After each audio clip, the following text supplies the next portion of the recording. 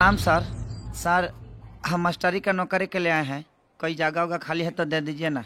कौन सा सब्जेक्ट पढ़ाते हो?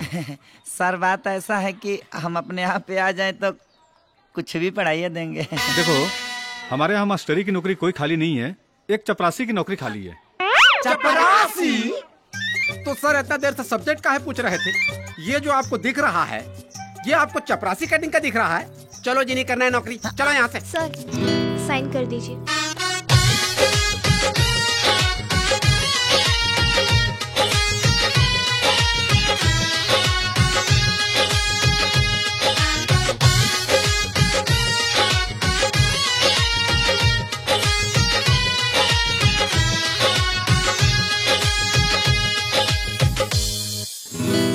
चपरासी उपरासी कुछ भी चलेगा, ज्वाइनिंग बताइए ना।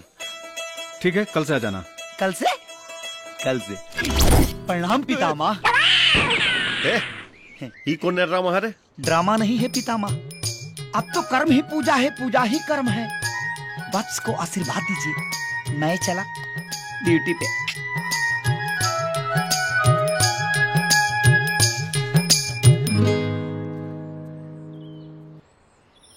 हे प्रभु, अगर इस सपना होके तो हमरा के नींद से जगई है मत प्रभु। हे शारदे माँ, हे शारदे माँ, हे शारदे माँ, हे शारदे माँ, अज्ञानता से हमें तार दे माँ। हे शारदे माँ, हे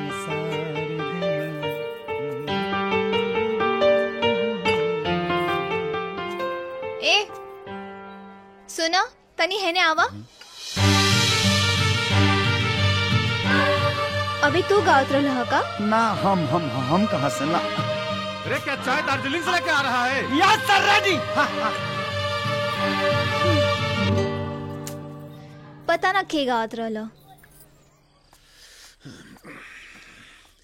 अरे राजू, जो तनी जरा सब्जी या चाकू लेकर के आओ, सब्जी काटे में देर हो गई बोते जो।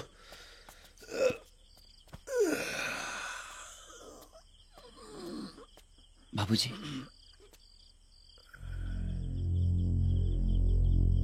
माने तू सुधरबे ना। मंगनी चाकू आ सब्जी आ तू लोटा लेके आ गेले का? बाबूजी खाना तैयार बा। खाना तैयार बा? हाँ। के कहले से खाना तैयार? जी हम बनौनी। हाँ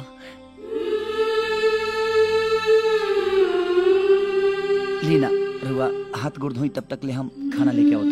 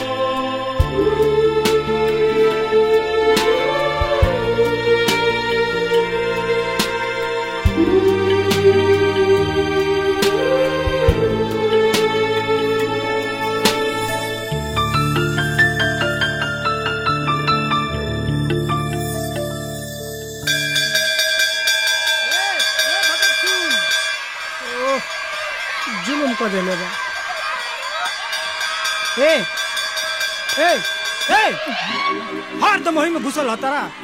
बजावा कर लती सारी घंटिया को दिला छुट्टी। जा तारा के प्रिंसिपल साहब बुलावा तारे।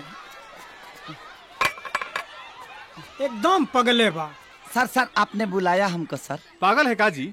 3 घंटे बजाना चाहिए था तो छुट्टी काहे करा दिया? सर हम तो 3 बजे ठोक रहे थे, तब तक बीच में टन आ गया। सॉरी। और सुन, हाँ। कल स्वच्छता अभियान में जाना है। हाँ। एक आदमी और हेल्प के लिए ले लेना। ठीक है सर। जाओ जल्दी जाओ।